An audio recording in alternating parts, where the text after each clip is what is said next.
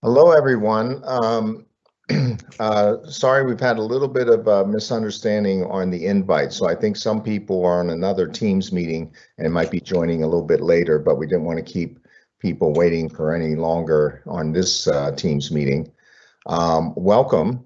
I'm very excited about the agenda for today, but I did want to call out before I introduce Erin, just a mention of the prayers and thoughts we have for our colleagues in India. Many of those people for North American Vent and North America Frog, there's a number of people in India working with us. And even as springtime in North America, and vaccinations are going well, and people are coming back to some degree of normality, let's not forget that in another part of the world, people are suffering, and people are really trying to cope with something quite awful. And certainly Capgemini as a company and North American Vent is doing what we can do to help people, whether it's money or getting them the kind of help they need medically and so forth. But just our thoughts and prayers to those that are in a different place and having a different experience right now with COVID. Moving from that, I mean, we have been through such a long journey in the last 14 months between COVID, between the fact that we've all been working incredibly hard and doing great things for our clients, that sometimes we lose track of taking care of ourselves individually and as teams. And so the purpose of to sort of celebrate, if you will, Wellness Month, and also just to give you some tools, hopefully, to deal with the kind of stress you feel while we still are in a somewhat isolated and fairly intense environment, both in terms of work and family. We thought it would be helpful to introduce you to some methodologies and approaches that could help you cope, and hopefully more than cope, help you thrive. Now, I just met Erin yesterday for the first time, and I think some of you are aware of the fact that I'm a little bit of a metaphysical person myself and have a novel that's out and kind of around this topic. So I kind of felt like I met a kindred spirit here from the moment that I got on the screen with Erin. And I'm very excited. I didn't hear what she's going to present today. We just talked about the overall what she's been doing. She has a very, very interesting story, which I'm sure is just beginning in her life. And so rather than try to introduce Erin, I'll let her introduce herself, and then hopefully you'll find what her point of view and what she's tools that she's proposing that people use will be helpful to you as we both cope and thrive and welcome, hopefully a new day as we get out of the pandemic and get back to something closer to normal. And with that, over to you, Erin. Amazing. I hope everyone can see me okay. I am just so honored and appreciative of this opportunity to be with all of you today for Wellness Wednesday. As I hope you guys can see my screen here, Soulful Wellness is part of my brand as a consultant. And in Soulful Wellness today, we're going to be exploring not only metaphysics, which is my specialty, but also boundaries, how to set intentional boundaries and how to prevent burnout. So let's get into it. So again, I am Erin Patten, and I am a metaphysical master in a millennial age. And at Erin Patten and Associates, we design divine solutions to modern problems. And before I get into introducing myself, I always like to level set, making sure that everyone's here. We all are coming from meetings or eating something or doing something. We just need to get grounded. Let's get grounded. Let's get on the same page. So I invite you, wherever you are, to just be still. If you're seated in a chair, to just put both of your feet firmly planted onto the ground and just take your palms and just either place them flat on your thighs, or you can lift them up on your thighs and close your eyes. And as you close your eyes, just bring your attention to your breath.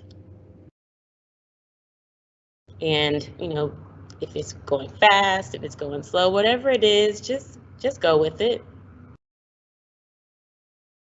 But make sure that it's balanced. And by balanced, just breathe in through your nose and breathe out through your nose.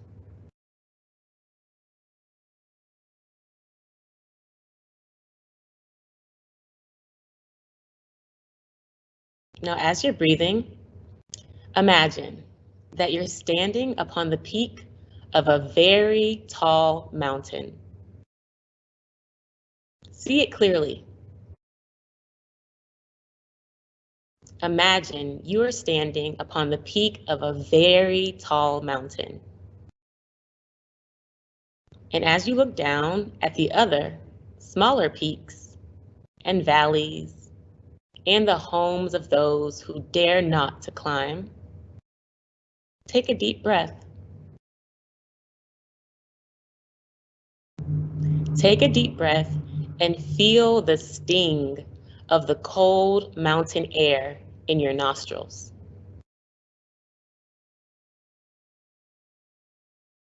Take another deep breath and feel the sting of the cold mountain air on your skin.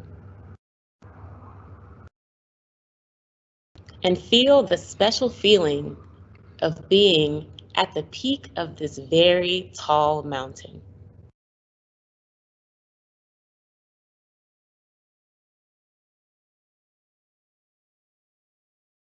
Now imagine a small spot of bright light appear in your forehead. See this spot in your forehead growing into a beam of light.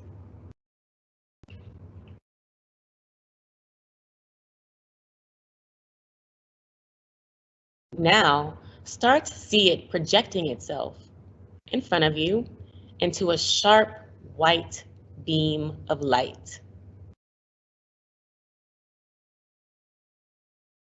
See it growing a few inches in front of your forehead.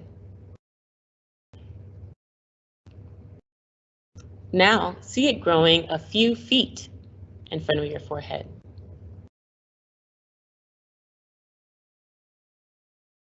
Now, watch it grow 100 feet in front of you.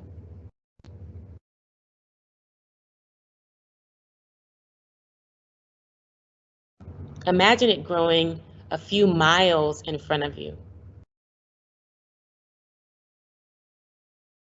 Now imagine this sharp white beam of light extending all the way into the horizon.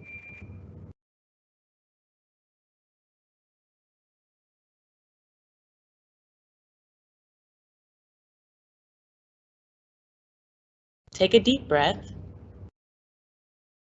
And now set a short-term goal that you'd like to achieve in the next 3 to 6 months. Something you'd like to accomplish by the end of the year. See it clearly and be specific about what it is that you wish to accomplish in the next 3 to 6 months.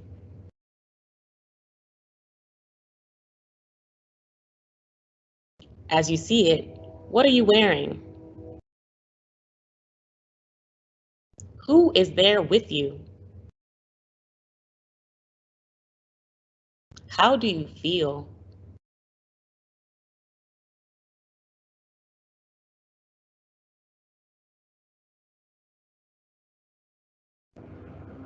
Now hold this goal in your mind and see it being accomplished.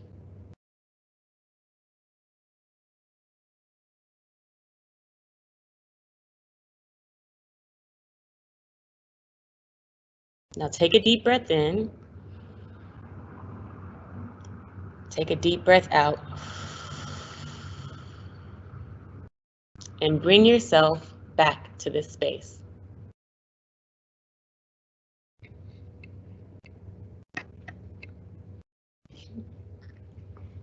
Nice. I hope y'all felt that. I certainly did. So our flow for today, we already started with our visualization, which is a great grounding exercise in helping you to achieve whatever it is that you deeply desire within. You have to be able to see it before you can believe it and achieve it. And also what I love to say is the vibration precedes the manifestation, so that vibration is happening in your mind as you see it. And now we're moving into the introduction. So I'm going to give a little bit of brief background about myself, tell y'all who I am, and why I got into metaphysics. And of course, I'm sure you're thinking, what is metaphysics? And we're going to talk about a little bit about that, of course, and allow some question and answer. So if you have questions that come up as I'm speaking, don't hesitate, go ahead and type them in. And my girl Lindsay here is going to help to field the questions and going to pass them along to me so that I can answer them for you. And then we're going to move into an activity because words don't teach. You have to be able to experience, what you're hearing, what you're learning, so that you can embody it and live it and be part of your values. And then after our activity, we're going to share out kind of how you felt after that. And then we're going to end and close with another meditation. But this time I'm going to be playing the sound bowl. So I know you're going to love that. So let's get into it. All right, y'all. So again, I am Erin Patten.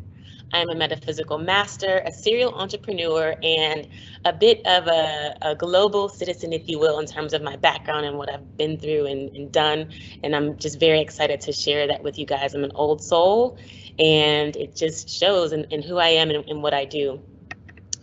So this right here that you're looking at is literally a picture of the house that I grew up in, right here in the center of your screen with the bushes coming down the front.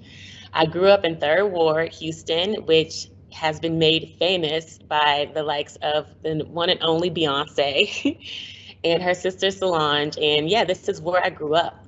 And in my childhood, I certainly was what I like to call the little Miss Sunshine of my family.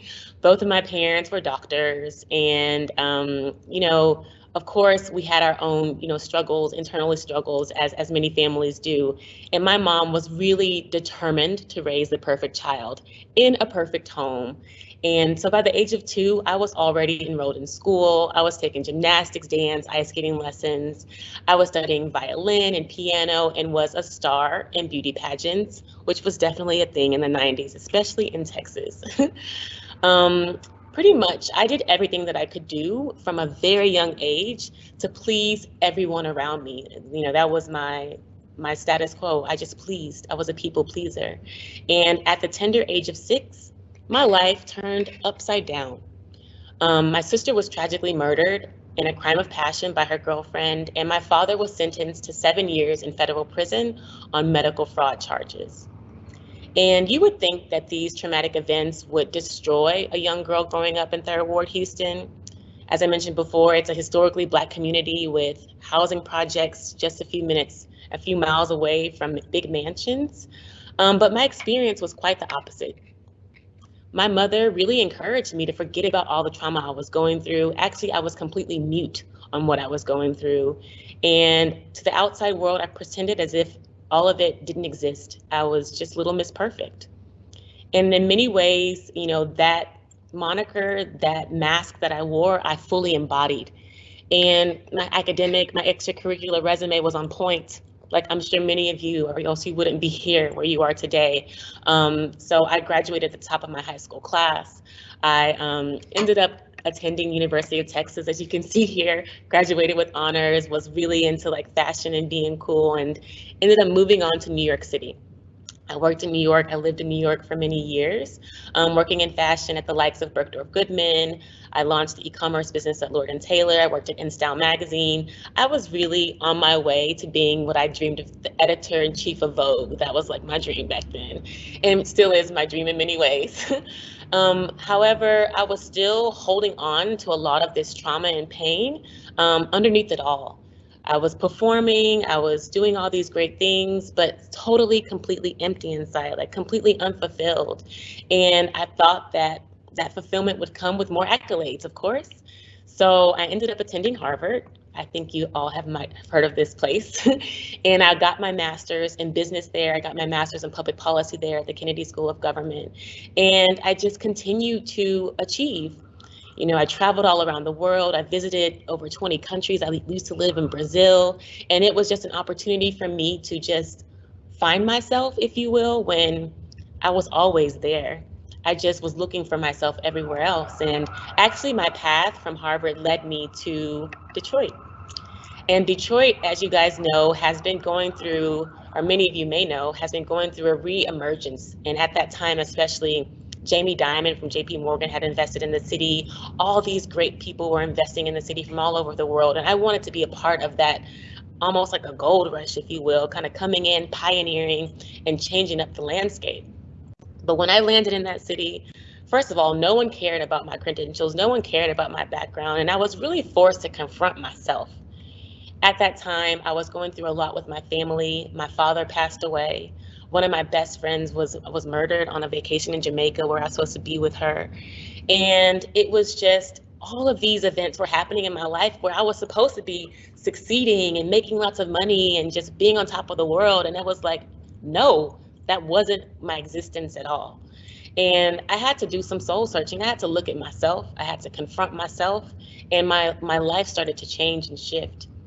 I started to eat differently. I started to fast. I started to explore different types of religious traditions, spiritual traditions, and that led me to wanting to create my own company. And that first company actually was a clean beauty brand called Deo.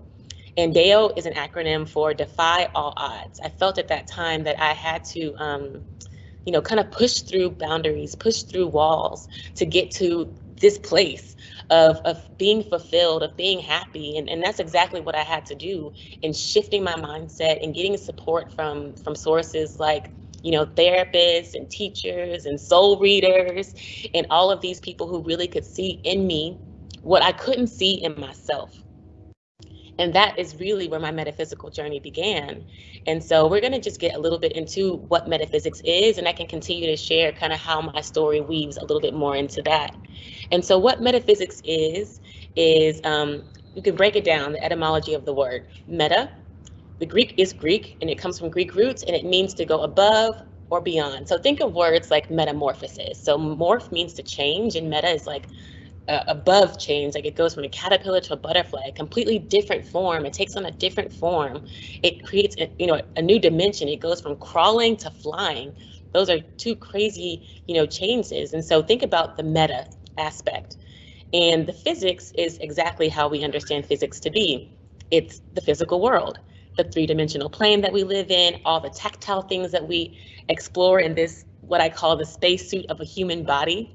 And when you put those two words together, meta and physics, it means to just simply go above and beyond our three-dimensional plane to access the multi-dimensional nature of our true being. We are true beings that are multi-dimensional and activating the divine that's within us, the divine that connects us to our greater power, our greater source. Some like to call it God, Allah. However, it is the source that gives us life and being. And as I was going through my changes, this is what I came to know about myself. And this is why I was so inspired to share it with others.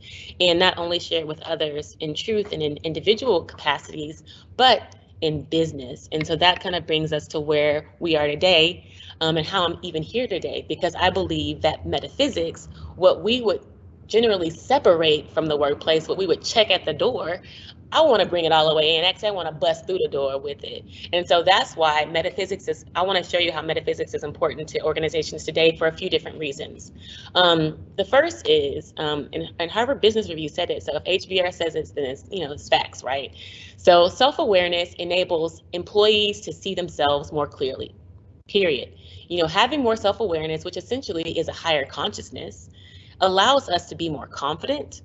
It allows us to be more creative, collaborative, which ultimately leads to sounder decisions. And on top of that, these studies were backed up by Gallup, very reputable source in the game, a global study that showed that employees' need for high well-being increases their ability to perform. And not only that, 48% of folks that have low engagement and low well-being will leave the company. So it's also about retention. It's also about keeping people close to you, working for you, and happy working with you. And of course, what we most care about in business are outcomes. Let's look at the bottom line. I know how some people think. It's just like, I just want to see the numbers. Well, let me just show you. More effective leaders with more satisfied employees co-create a more profitable bottom line, period. So, that's facts from Gallup studies that well-being directly affects business outcomes. And so let's look at that a little bit deeper as it relates specifically to our conversation today. And this is a term that I like to use in terms of how we address issues within organization is organizational dis-ease. We like to use the word disease and think that you have this ailment and apply labels to it and prescriptions, and all that is great.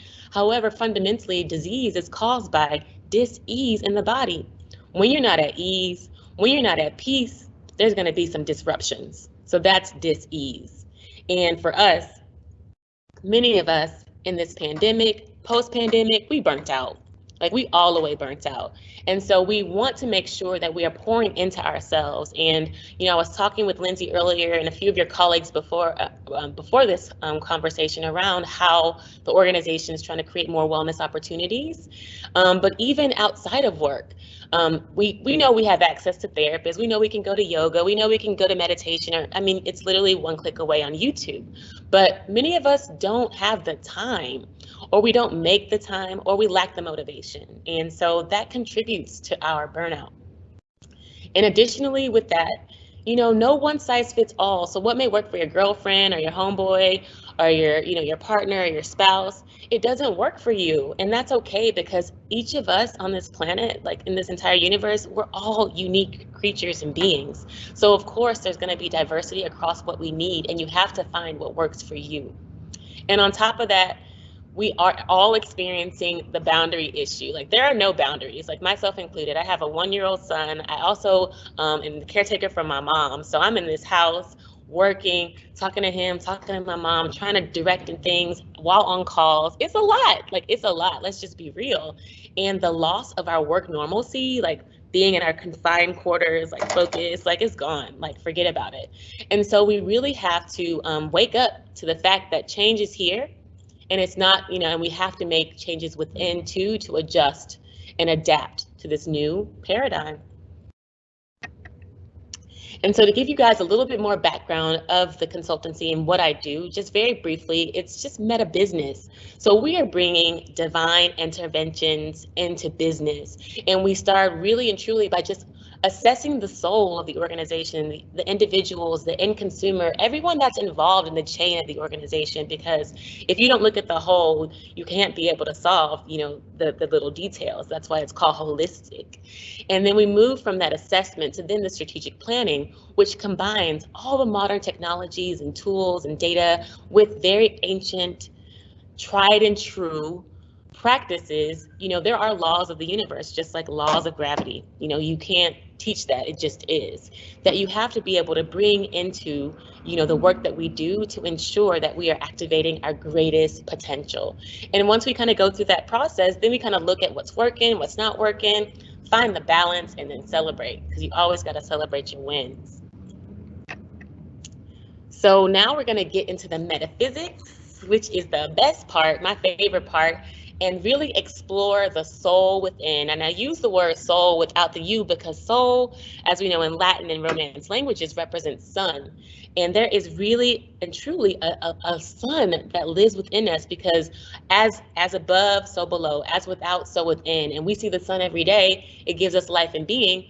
Why wouldn't we believe that we have a sun within that gives us life and being? The sun is our soul. The sun is our soul within us. And it is truly who we are. Yet we get disconnected from it in our day-to-day life. And this is the time, this is the now to reconnect with that soul within you and understand the metaphysics of who you really are. So let's talk about it. What are you? And I love to also bring these images into it. As you can see in that previous image, the woman had the beautiful sun in her and had the seat of her soul at her solar plexus. And as you can see here, this beautiful image of the Taurus woman or Taurus man, which is what Leonardo da Vinci made with the man with his arms going like this. That's called like the Taurus man. And so this Taurus woman is just such a beautiful depiction of all that is creation in human form. So you can see literally the life force field coming through her, through the sun, and coming out of her, into the water, back into the earth. And essentially what this represents is the quantum force field of the ever-evolving metaphysical substance that is part of our being. As I mentioned before, meta means to go above, and physics is the physical plane. So when you bring that together, that quantum force field of this multidimensional substance enables us to be conscious beings of light.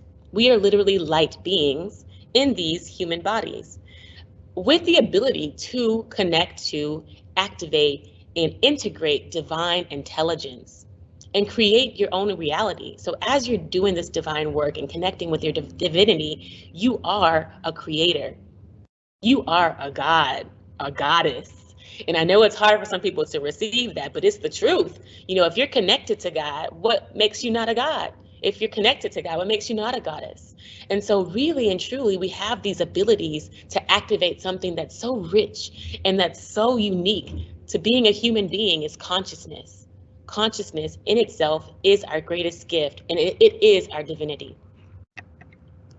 And just to break it down even more scientifically, it is called the Human Biofield. And it is essentially like the Holy Spirit that we talk about in church, in Christianity, or in other spiritual traditions, is this energy field. Other names include the Merkaba, the aura. A lot of people talk about, ooh, your aura. Like, that is it. It's your biofield, or the Sri Yantra. And so as you see here, there are two distinct auric fields that operate. I mean, there's certainly more, but just for this purposes, we have the heart field. So the heart field is our most powerful energetic field, and that is what gives us life and meaning and purpose to our being. And on the outside of that, you can see this other vortex that encompasses our entire body. And as you can see, it's a multi-dimensional figure with a vortex at its center. And that vortex, in that vortex, is actually where we connect with our source, where we connect with our God, Allah, or however you call your supreme being. That is our connection. It comes directly into that vortex, and it animates and gives life to our being. And what's so important about this, because when we talked about it, you saw that heart center, the auric field that goes around that heart center. From that heart emanates an extremely powerful energetic field. And we love science, we love data, we love the logic to go with this. So let's bring it in here. So it is scientifically been measured, the heart energetic field, to go as far as 5 miles from your heart. So imagine, you always talk about this, people, like when someone's walking into the room and you feel their energy, or someone walks into the room and you're like, ooh, I don't feel that energy, like I don't like that energy. That is because you are engaging energetically with your force field, with your auric fields. And this electromagnetic frequency, because it is electric, arcs out from your heart and back into a donut shape. So imagine it's like a big donut around you. And in these energy fields, every living being has this. So literally every insect, every tree, flower, every living thing has this auric field. And it is essentially the key to everything, because our entire life and being is created by and from this place. And also, essentially, this is another, what I love, figure of how the auric field works. And it has actually the tetrahedral structures. So you can see there's the tetrahedral structure that goes up as above, and the tetrahedral structure that goes down as below, because we are directly channeling our source from above, and then we are directly connected to Earth with our physical bodies, our human being bodies, as below. And that's what that means. And it looks very similar to the Star of David. So imagine that Star of David, that's exactly what the structure is, except multidimensional around our bodies. And there's so many different meridians and energetic points. I'm sure many of you may have heard of chakras. So these chakras and meridians, these energetic fields connect our aura so that we can receive all that great energy from the cosmos, the universe around us, to animate and give life and breath to our bodies. And why this power is so important, and why compassion and love is so important, is because it comes from our heart. It comes from our heart center. So, you know, we always are talking about self-love, love yourself, give yourself love, self-care, all this. It's not just mumbo jumbo. It's not just woo-woo. We're not just trying to woo-woo here. We are trying, this is science. This is science. From your heart center, it gives you power. And by understanding and learning the power of this toroidal energy, we can achieve clarity and deeper connection, not only with ourselves, but with other people. Now that's the key. You want to be able to not only get along with yourself, but we have to live and breathe and move in a world with millions of other people, at work, at home, in our families. And we already know that can be challenging. And so we can use this connection to understand our soul's wisdom. By connecting with our heart energy and our heart center, we can connect with our soul and guiding us to who we truly are. And this intuitive, energetic heart is also known as our inner voice. You know, that little voice, that little on your shoulder that tells you what to do or tells you what not to do, that voice grows stronger. That whisper gets a little bit louder as you connect to that heart center, and it sends information to our brain so that we can act out our purpose and act in alignment with our true, authentic voice and being. And with that, I just want to stop it there because I know I threw a lot out there. I want to make sure people have a chance to come in with questions. So Lindsay, I'll take it over to you. And maybe we can stop sharing too, so we can kind of see each other and answer questions. Awesome. Thank you so much, Erin. This is incredible. I'm relaxed and also like really curious as well. So thanks for sharing all of that. If you have any questions, please put them in the chat.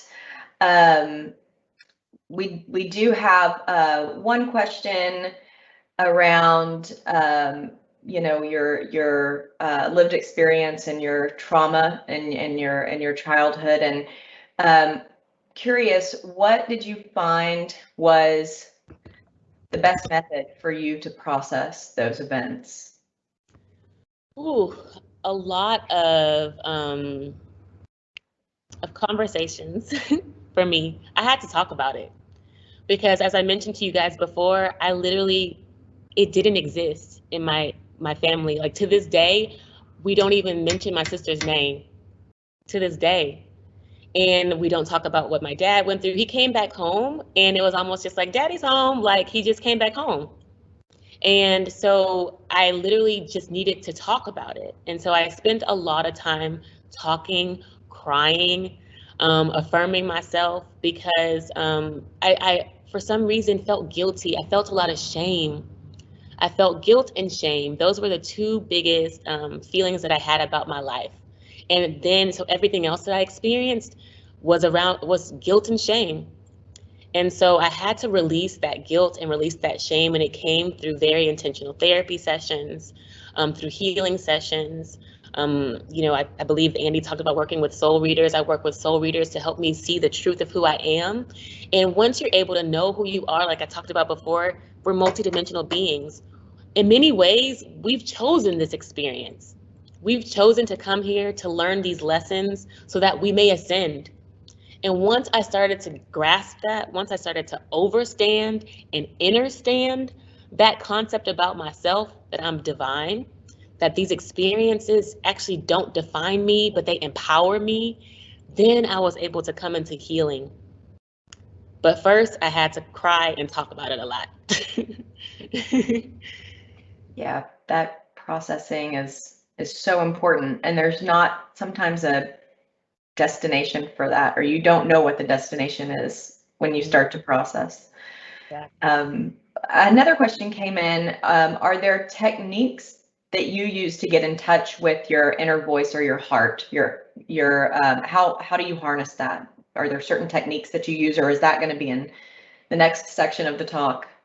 We're going to talk about it next, but I will tell you straight up and down, meditate. Meditate, meditate, meditate.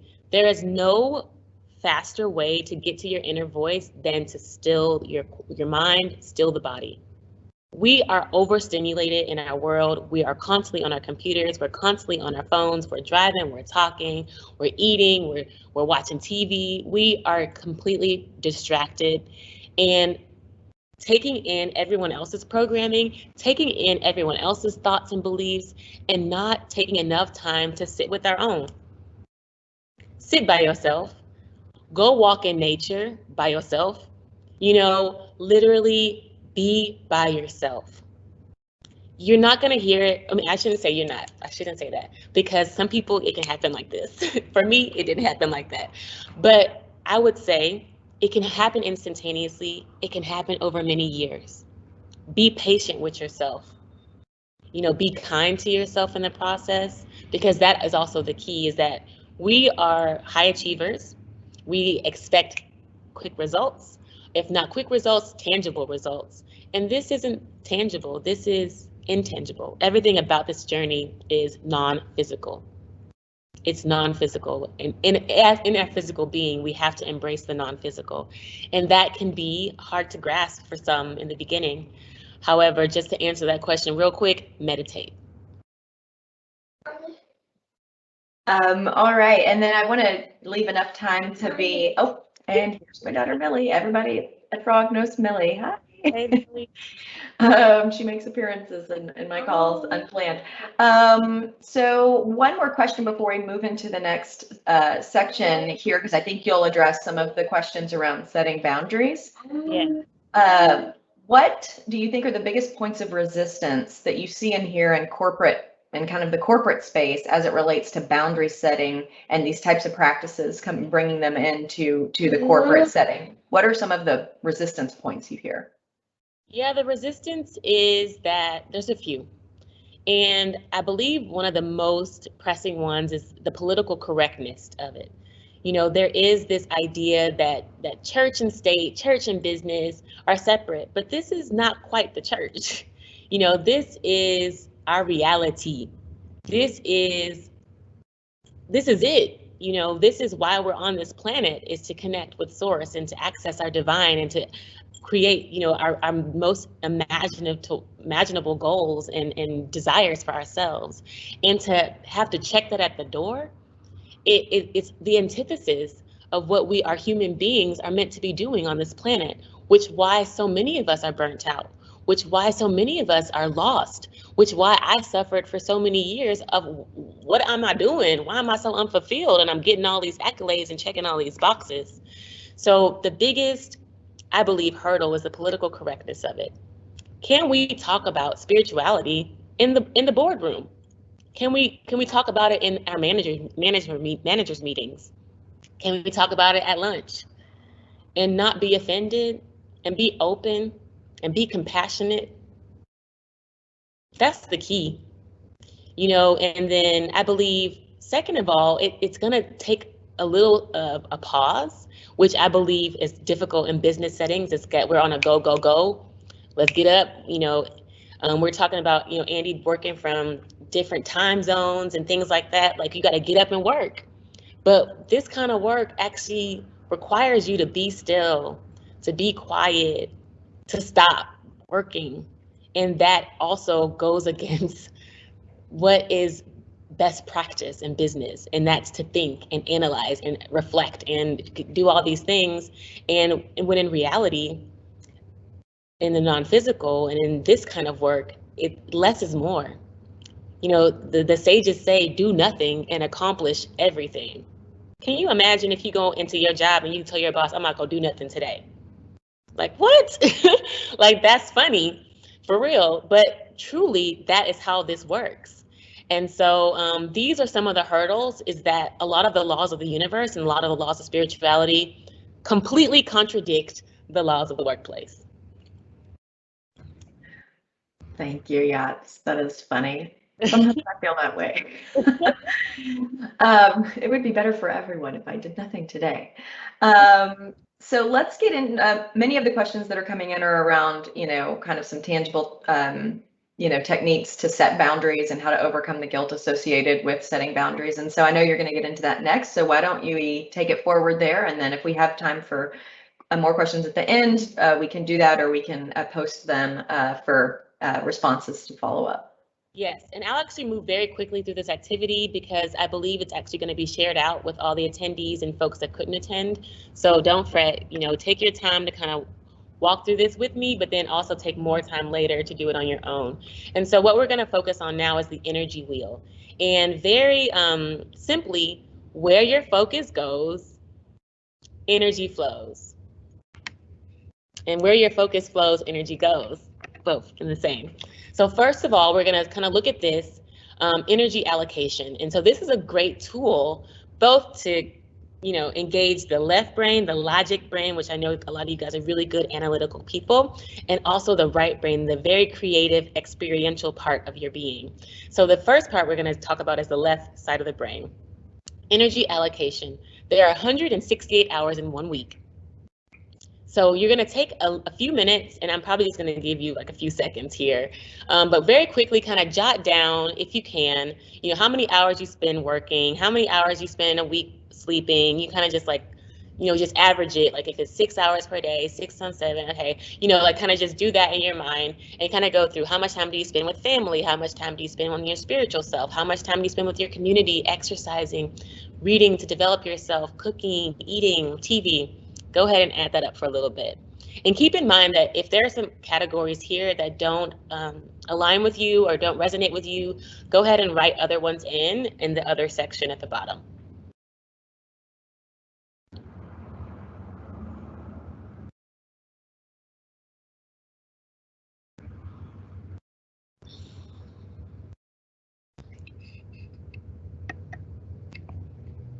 And as you're doing that, I'm sure you're kind of getting a sense of, how you're feeling about how you're spending your time. You're probably looking at this like, oh my God, like I spend so much time working, or I spend so little time sleeping.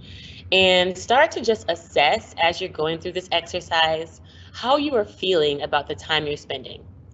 Are you happy about it? Are you satisfied? Are you moderately satisfied, dissatisfied? Think about that as you're kind of jotting this down. And really start to imagine, like, what are some of the things you like to see change? Would you like to be cooking, eating more? Would you like to be spending more time with your family? Just start to think about that, and also kind of see how many hours you have left over. So once you kind of add it up, make sure everything equals 168 at the bottom, so you can really see how you're allocating your time.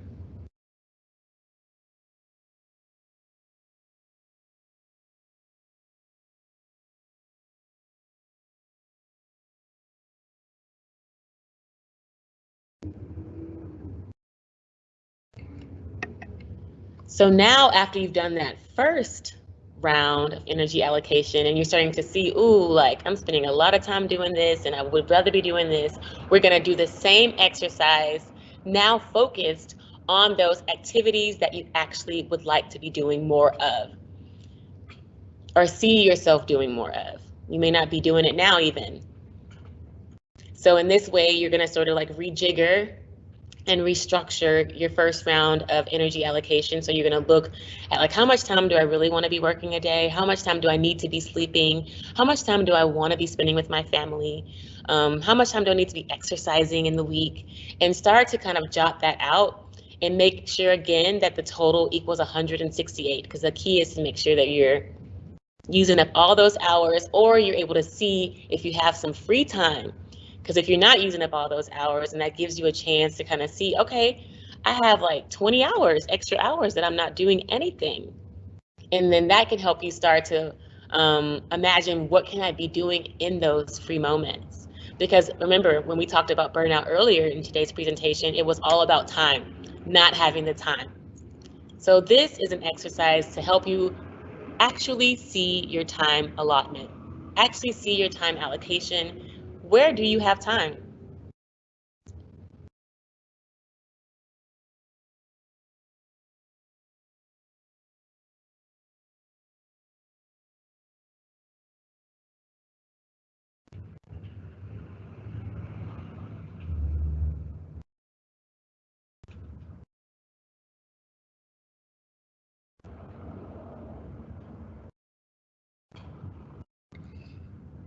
Okay.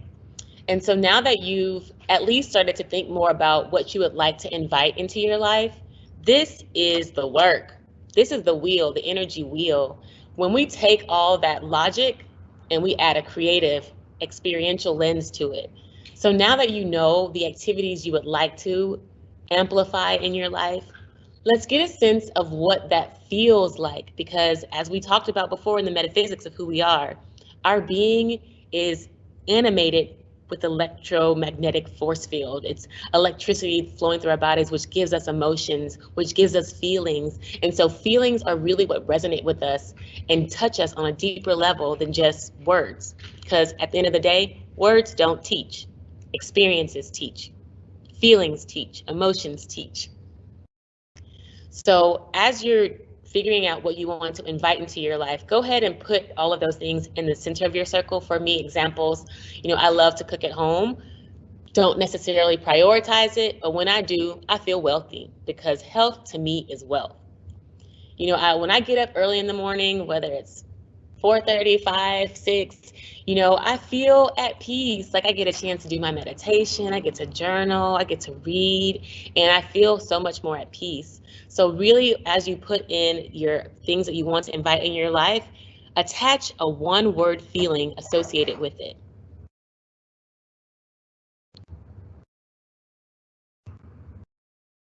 And if you're having trouble trying to find those things that you would like to invite in your life, think about those things that you don't want in your life, or think about those things that you want to limit in your life. For example, for me, you know, it's like fast foods, working too much. So for me, when I eat fast foods, I feel guilty. You feel fat, you feel sluggish, you feel all those negative energies, and that's what I want to limit in my life. Sometimes it's great. I love a good mozzarella stick, but at the end of the day, what kind of value is it adding to me? Probably not much. So I want to limit that in my life. Also, when I'm working too much, I don't get to spend time with my son. I don't get to spend time with my mom. You know, I'm feeling disconnected from the world. I feel frustrated. I feel drained. And so attach also a one-word feeling to those activities or those things in your life that you want to limit or eliminate.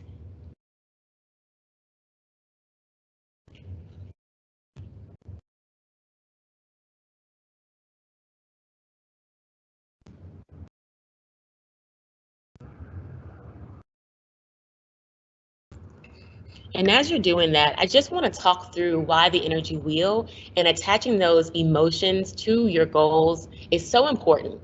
Because there is a major difference between setting intentions and setting goals. And let's be real, let's be clear about it.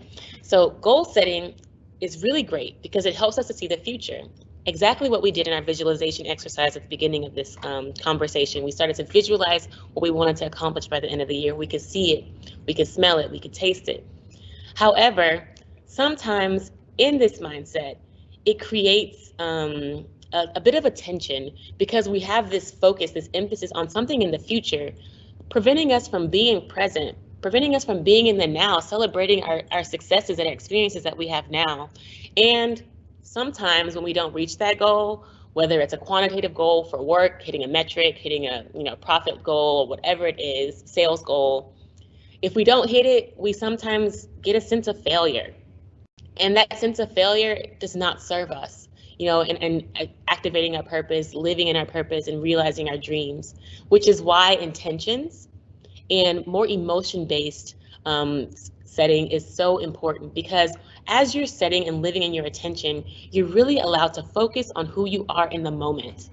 You can recognize and live those values. Like I mentioned before, I want to be with my family. I want to have peace. So if I'm not being with my family, how can I still make sure I have peace in this day? You know what, let me go sit in the bathroom for a second, close my eyes and just breathe. If that's all it takes, I just want to have a moment of peace.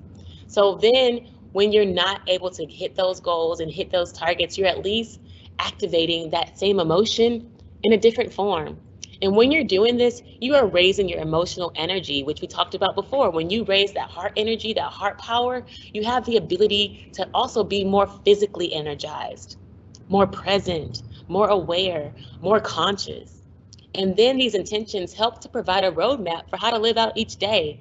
You want to make sure that, you be with your family, you eat healthy, you do all these things, but also you want to make sure, on the same token, you have peace.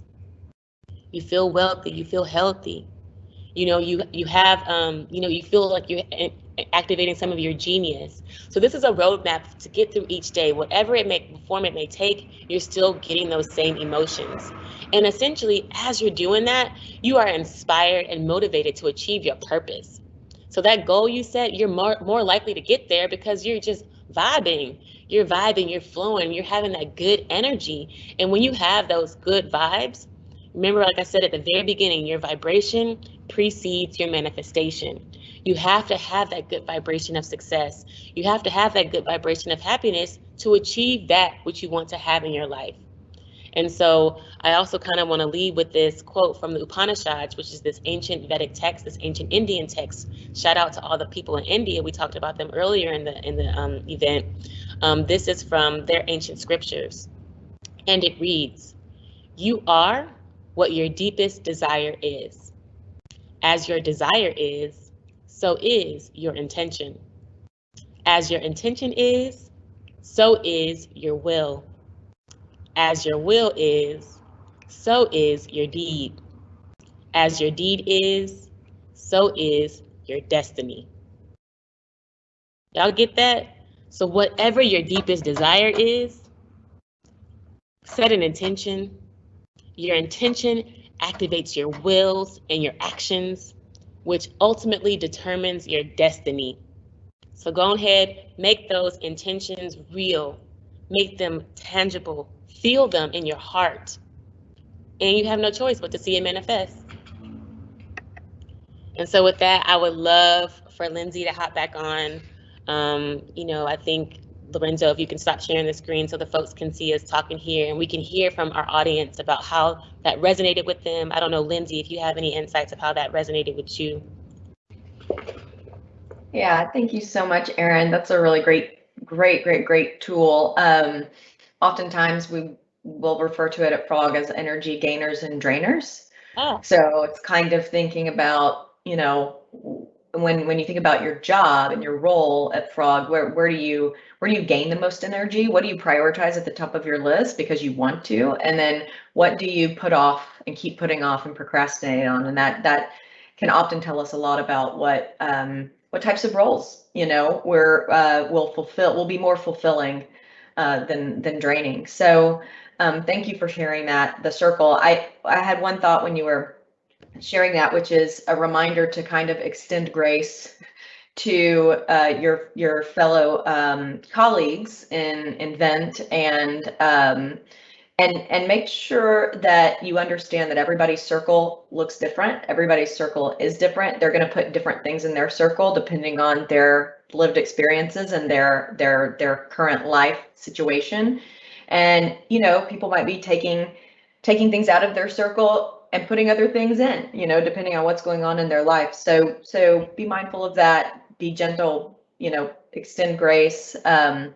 We have probably time for one more question, Erin. And so let me ask this: how do we deal with guilt around setting boundaries and sticking to them? So it's kind of in the same vein of like managing boundaries and at work, if we have to make trade-offs to maintain our boundaries, what are some strategies for managing the guilt through that, if there is guilt, or how do you push back? That hit me so deep. Let me just say that hit me so deep because I was just there. And I know exactly where they're coming from because, as I mentioned before in my story, I was the consummate people pleaser. I wanted to make people happy. And I believe a lot of us have that same desire. However, to overcome that guilt, you must love yourself more than anyone else in this world. You must love yourself. And that is how you set those boundaries. And the best way to do that is affirmations, to affirm yourself. Because when we say yes, when we can't say no, and we feel guilty about it, we are neglecting ourselves. We're not hurting anybody else. Ain't nobody mad at us when we're telling them yes and we can't sleep at night. So we have to look out for ourselves. Because also think about it like this. When you're not saying no, you are enabling that person to continue to use or abuse that relationship. You are enabling it. So in many ways, you have to be the courageous one to stand up and stop that force, almost that negative force of use and abuse. And it does take time. The guilty feelings will take time to go away if that's how you're feeling. If you're feeling that guilt and that shame about it, it takes time. However, in your affirmations of love for yourself, acknowledge that I'm doing what's best for me. I need my space. I need my time. I need my sleep. I need my peace. You have to affirm that. And that is the easiest way to get over that guilt. And trust me, I feel you. I want to always be there for people. It's very hard for me to say no, but no is a complete sentence. No is a complete sentence. You don't need to explain. You don't need to rationalize. No is a complete sentence. It's okay to say no. And really, you have to receive that, accept that, be in that, sit in that. And it takes a little time. Thanks so much, Erin.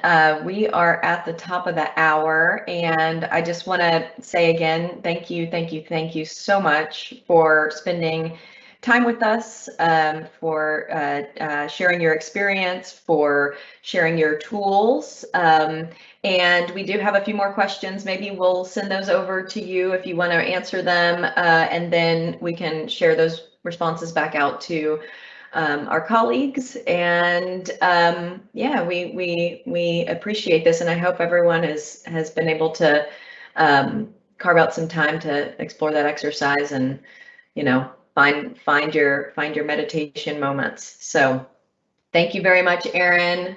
You guys. And hopefully we'll see you around more. Yes, this is not the last. I love it here. Thank you guys. Again, I'm honored. I am humbled. And this completes our session for today. So may you all go in love and compassion, equanimity onto your journeys. It's been a blessing. Peace. Bye, guys.